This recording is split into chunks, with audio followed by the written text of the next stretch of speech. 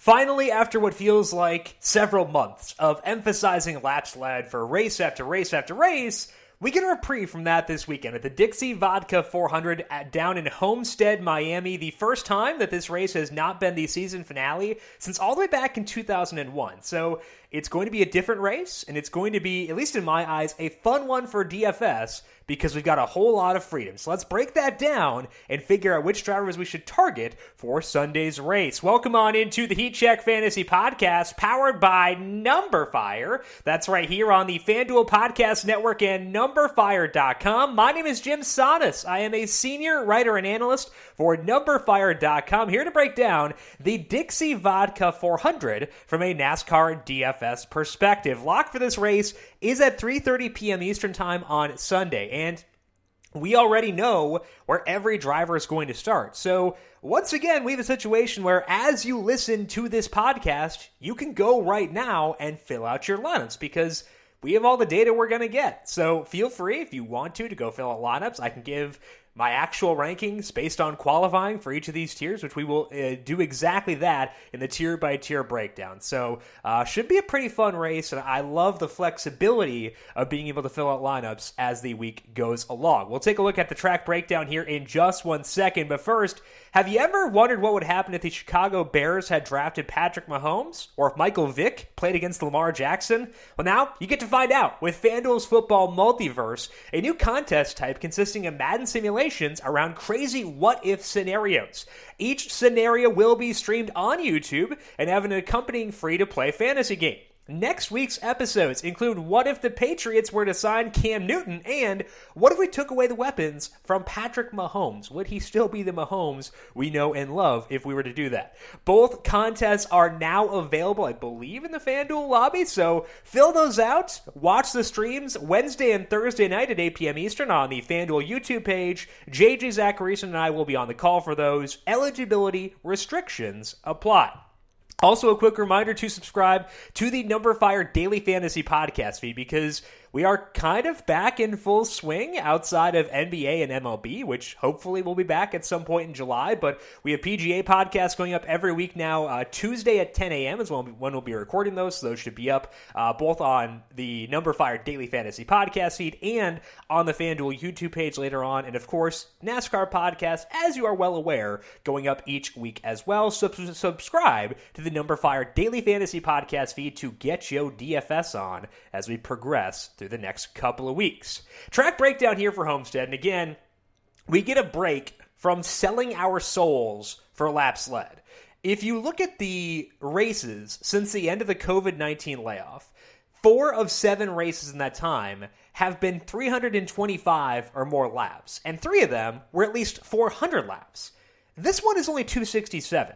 That's still long enough where we shouldn't just completely disregard laps led, but it gives us a lot more freedom with where we can find our studs.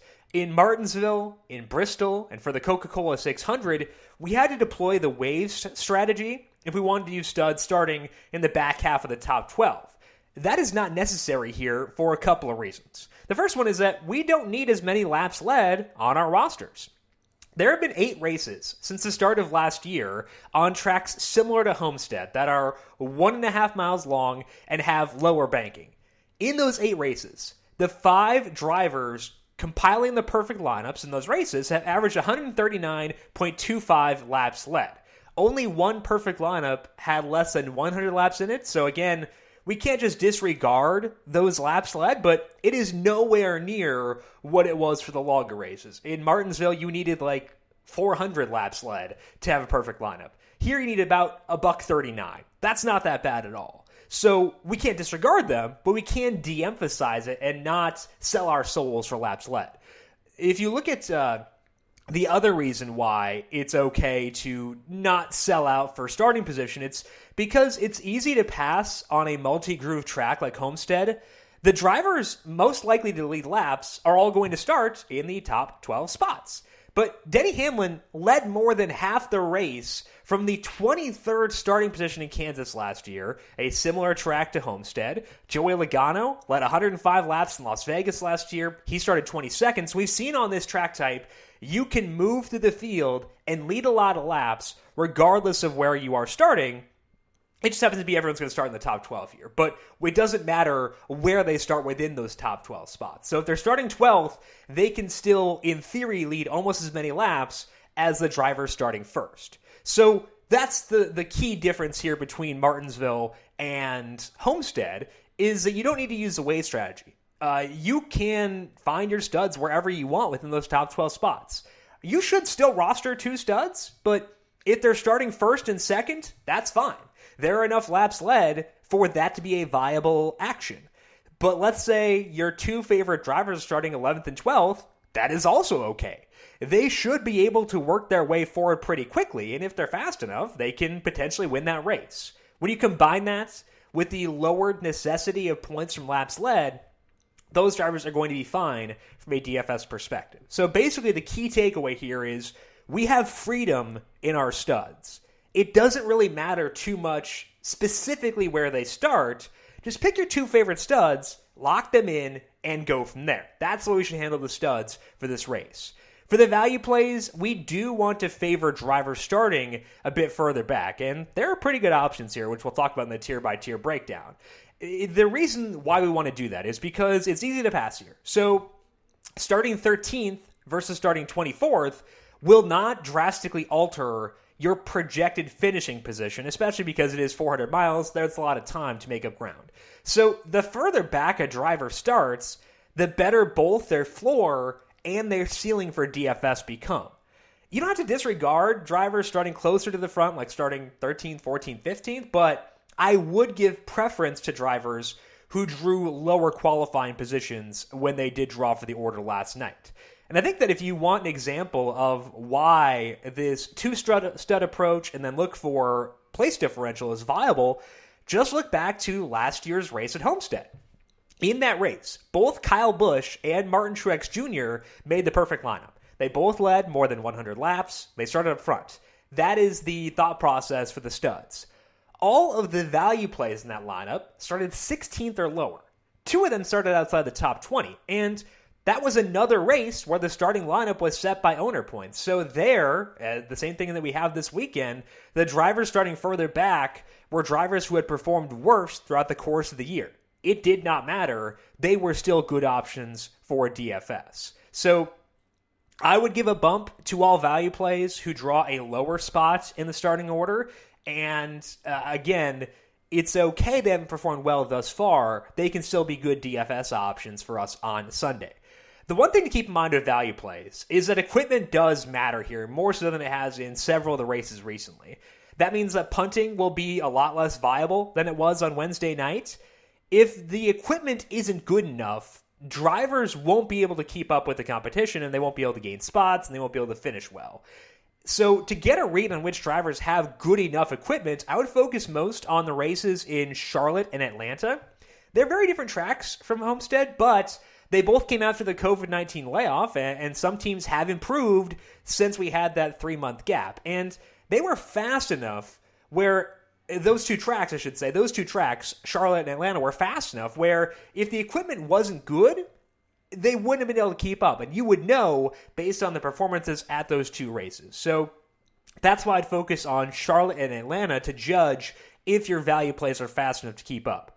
For the studs, I would put extra weight on the race in Las Vegas because that's the only other one on the schedule with similar banking to Homestead, at least among those that are 1.5 miles long. And there hasn't been as much movement among the studs as among the value plays since the end of the COVID-19 layoff. So we should look at Charlotte and Atlanta for them too. They obviously matter because they're 1.5 miles, and that matters. But Las Vegas is the closest analog we've got to Homestead thus far. If a stud was good there, we should expect them to be good once again on Sunday.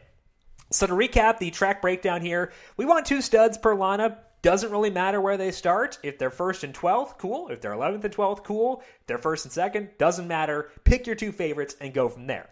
I would give a bump to value plays who start further back, as long as they are fast enough to compete. And to judge that, lean on Atlanta and Charlotte to determine if they have the speed necessary to get a good finish. For the studs, look at those races, but also look at Las Vegas to decide who is going to contend.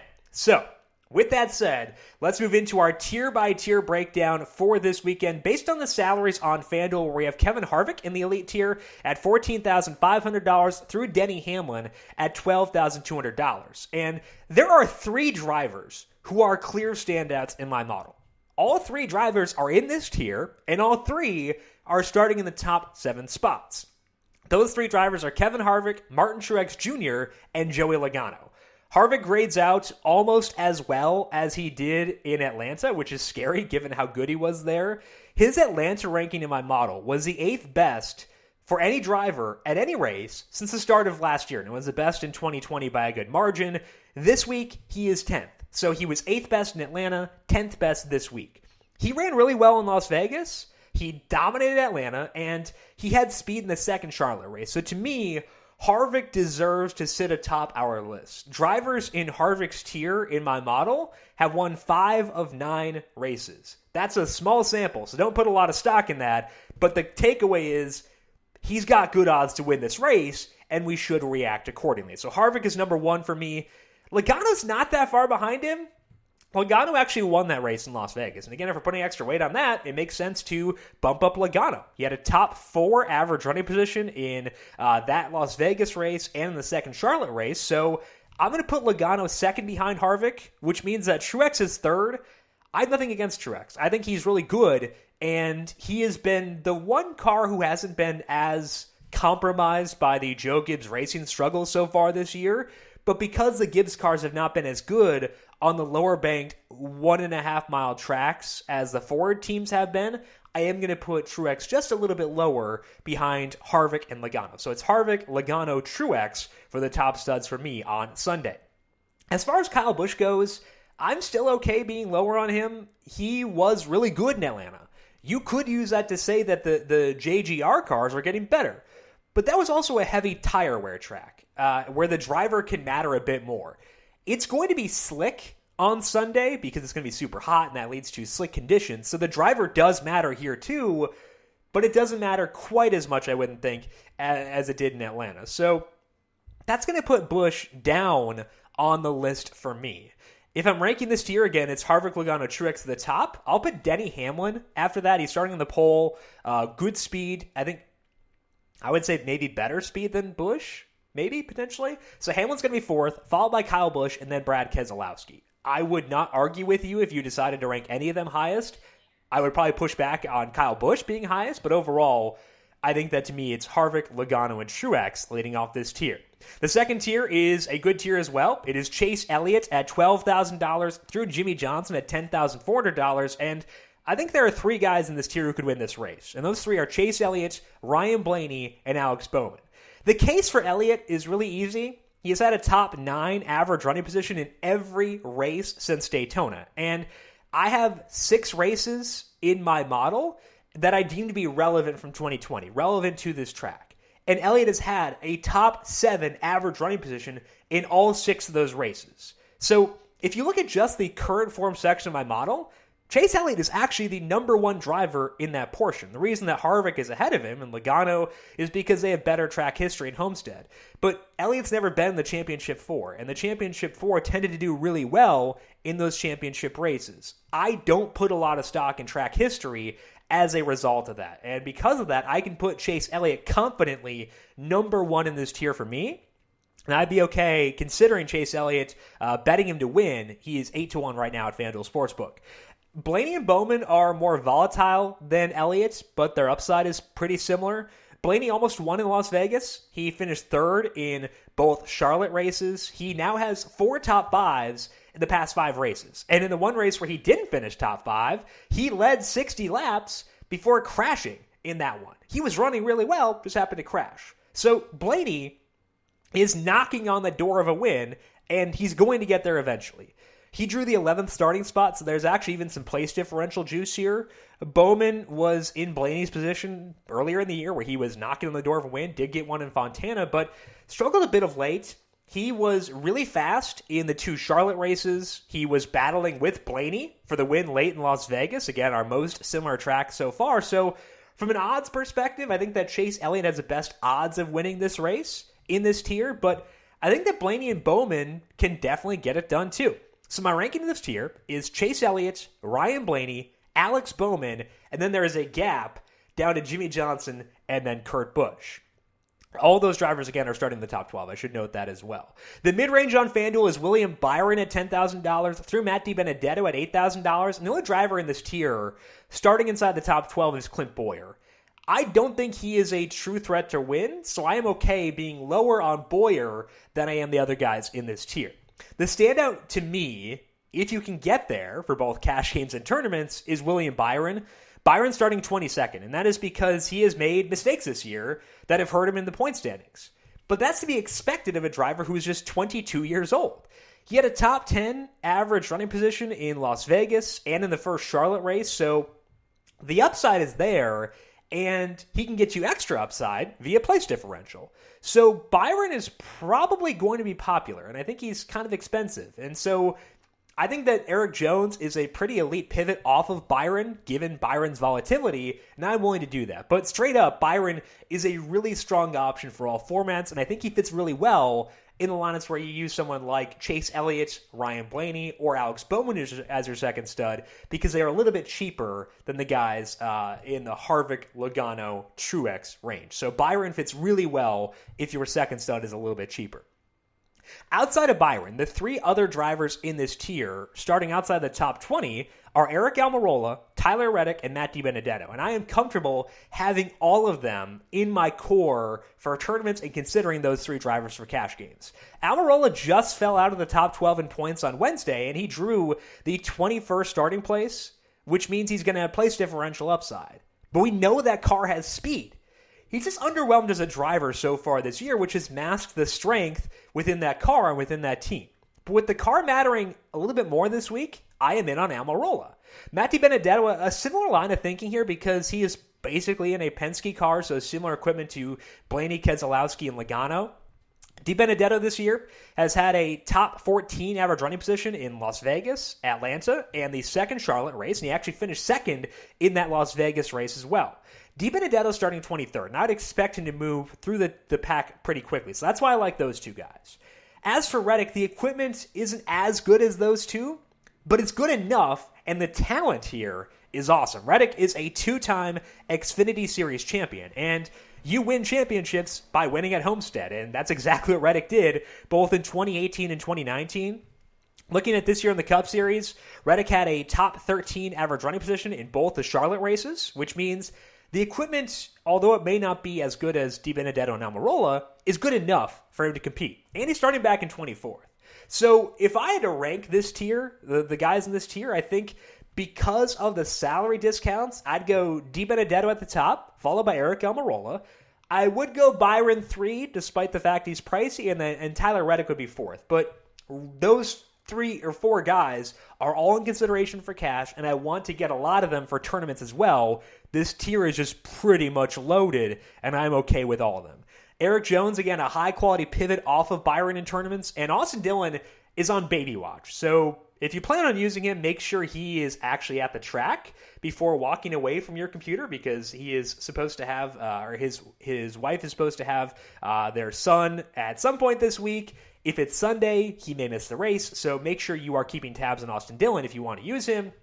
He's really good in my model, and I'm not overlooking him. He's just not starting quite as far back as DiBenedetto, Almirola, and Reddick. Moving down to the value tier, that is Ryan Newman at $7,800 through Christopher Bell at $6,600. And I love the tier above this one. The 8,000 tier is really good. This specific tier is a bit tougher because there aren't a ton of drivers in top tier equipment, and they're not starting as deep in the order. That matters a lot. So of this group, I would say Matt Kenseth probably has the best stuff, but he himself hasn't been all that great since things picked back up, but he's starting 20th. So I think it's a bit of a turnoff for me, I would say, and as a result, that Christopher Bell is going to be the top of this tier for me. He drew the 36th place starting position, which is the lowest spot he possibly could have grabbed.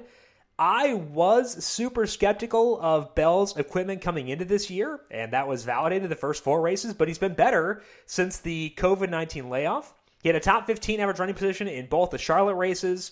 He finished 11th in the second Darlington race, so I don't think Bell will get a top 10 finish here, but if he can finish around 15th After starting 36th at this salary, he will pay off for DFS. So in this tier, Bell is my favorite guy.